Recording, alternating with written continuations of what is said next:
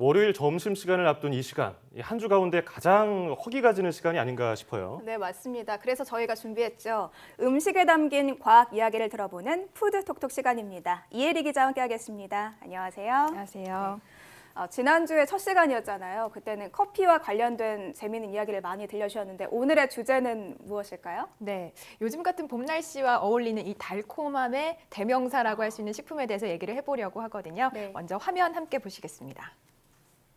그런 파이 종류를 진짜 하루에도 한 5개, 6개씩 많이 먹는 것 같아요. 그러니까 스트레스도 해소되고 그다음에 좀 잠도 깨고 약간 이런 효과가 있어서 저는 스트레스 받을 때 초콜릿을 되게 많이 먹고 있어요. 기분이 좋아지는 그런 게 있긴 해요. 초콜릿 우유나 뭐 떡볶이 이런 거 많이 먹어요. 먹으면 되게 그냥 마음 편해지고 그냥 뭔가 스트레스는 풀리는 것 같아요, 확실히. 네, 감사합니다. 다들 비슷해요. 피곤하거나 좀 더워지거나 이러면은 단기에 당기고 저도 길 돌아다니다 보면은 벚꽃 구경하시는 분들 솜사탕 하나씩 들고 다니시더라고요. 그렇죠. 이게 어떤 주인공인지 대충 예상이 되는데요. 네, 오늘의 주인공 설탕입니다. 예. 저도 스트레스 받거나 우울할 때 좀 단 거 많이 먹거든요. 많이 근데 먹더라고요. 그렇죠. 근데 요즘은 사실 설탕이 몸에 안 좋은 걸로 많이들 인식이 되면서 저당식, 뭐 저당 음료 이런 것들이 좀 유행이잖아요. 네, 특히 다이어트 하시는 분들 저처럼 이렇게 좀 체중 관리에 신경 쓰는 사람들은 또 단 게 살찌니까 웬만하면 좀 피하려고 하고 있거든요. 네, 그런데 과거에는 이 설탕이 약으로 쓰였다는 것 혹시 아셨나요? 글쎄요, 약으로 쓰였다? 저는 상상이 잘 모르겠어요. 안 되는데 어떻게 예. 쓰인 겁니까?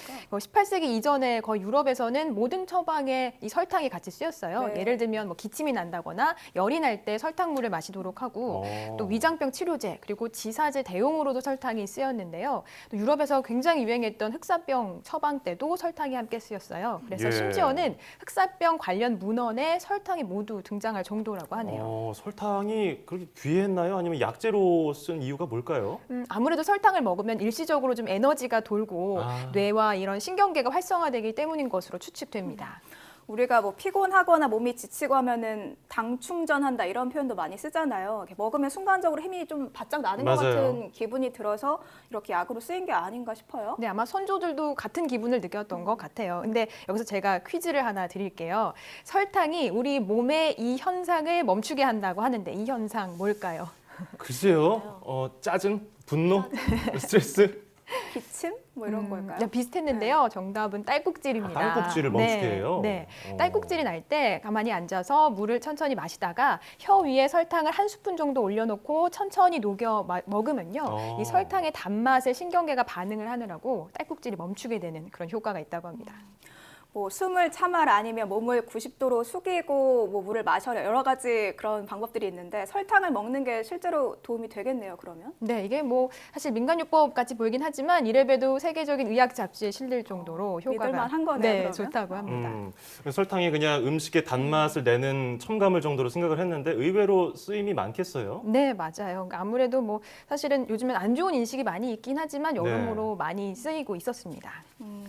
그런데 저는 아무래도 이 설탕을 너무 많이 먹으면 안 좋다는 건 당연히 상식이잖아요. 그래서 설탕을 고를 때도 그래도 백설탕, 흑설탕이 있으면 웬만하면 흑설탕을 좀 많이 먹으려고 하거든요. 저도 갈색 설탕 정도로 이제 완충해서 먹고 있는데 실제로 이게 몸에 안 좋은가요? 흰색 설탕, 갈색 설탕 이게 다 차이가 있나요? 네, 사실 결론적으로 말씀드리면 뭐 백설탕, 갈색 설탕, 흑설탕 큰 차이는 없습니다. 그러면 우리가 그냥 하얀 설탕은 몸에 좋지 않다라는 인식이 있는데 이게 틀린 건가요, 그러면? 아마 이제 좀 자세히 알려면 이 설탕이 만들어지는 과정을 이해하시면 좋을 것 같은데요. 이 백설탕은 사탕수수에서 추출한 순수한 당, 이 원당을 녹이고 거르고 정제하는 과정을 통해서 탄생을 해요. 그러니까 첫 번째 만들어진 설탕이 백설탕이라고 보시면 될 것 같아요. 그러면 갈색 설탕하고 흑설탕은 뭔가 백설탕에다가 뭘 첨가한 건가요? 네, 그렇죠. 백설탕에다가 순수한 당 성분인 원당을 조금 더 넣으면 갈색 설탕이 되고요. 갈색 설탕에다가 또 원당의 일종인 흑당을 넣으면 흑설탕이 됩니다. 그러니까 그 흑설탕은 기존의 백설탕에 뭔가 더 추가적으로 들어간다고 보면 되는 거네요. 네, 그렇죠. 근데 이제 이 원당 안에 미네랄이 많이 들어있어요. 네. 예를 들면 뭐 칼슘이라든지 뭐 이런 칼륨 이런 것들이 많이 들어있는데 이런 성분들이 들어가다 보니까 갈색 설탕, 흑설탕에는 미네랄 성분이 조금 더 들어있다 이렇게 보시면 될 것 같아요.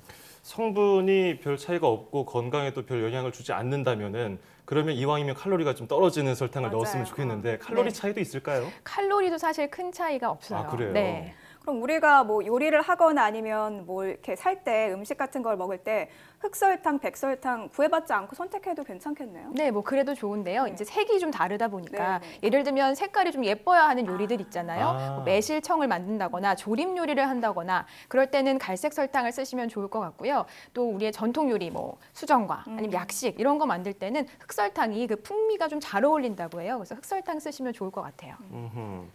그런데 이제 아무리 음식에다가 설탕을 많이 넣으면 건강에 좋지 않다고 해서 뺀다 하더라도 무조건 들어갈 수밖에 없는 음식들이 있잖아요, 단맛이. 그렇죠. 근데 뭐 당뇨나 비만 있으신 분들은 또 꺼려진단 말이죠. 뭐 방법 없을까요? 네, 천연 식재료로 설탕을 대신할 수 있는 방법이 있거든요. 예. 그래서 화면으로 함께 보시겠습니다.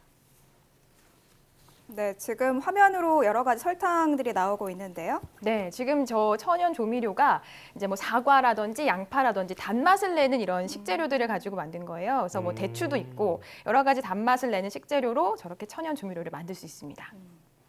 천연의 식재료가 사과나 대추, 양파, 감초 또는 고구마 등을 들 수 있는데요. 양파를 곱게 다져주세요. 그래서 양파의 무게만큼 물을 같이 넣고 은근한 상태에서 1시간 이상 졸이게 되면 양파 당만이 나오는 잼과 같은 형태의 걸쭉한 양파당이 만들어지는데요. 그것을 이용해서 우리가 나물무침, 나물볶음, 생선조림 또는 국물 요리에 다양하게 쓸 수가 있습니다. 네, 뭐 사과, 대추, 뭐 양파 여러 가지 재료가 많이 쓰일 수 있는데 정말 좀 건강 생각하시는 분들은 저런 방법을 취해 보시는 것도 좋을 것 같아요. 그렇죠.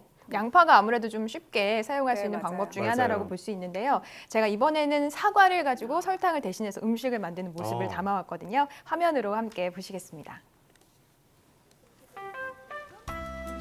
네, 뭐 버섯 볶음을 지금 만들고 있는 모습이에요.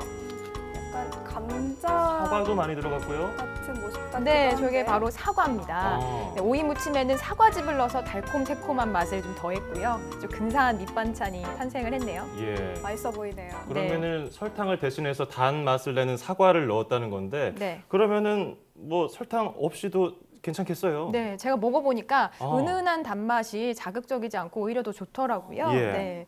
그래서 뭐 아무래도 이렇게 방법을 쓰시면 좀 건강하게 단맛을 즐길 수 있는 그런 방법이 아닐까 싶고요. 예. 마지막으로 좀 한 가지 조언을 드리자면 설탕은 수분이 8% 미만으로 적게 들어있는 식품이에요. 그래서 변질의 우려가 적거든요. 그래서 유통기한이 별도로 없기 때문에 뭐 오래된 설탕이라고 하더라도 크게 뭐 우려하지 않으시고 드셔도 될 것 같아요. 그게 참 궁금했었는데 오늘 설탕의 유통기한까지 설탕의 이모저모 알아봤습니다. 오늘 이혜리 기자였고요. 잘 들었습니다.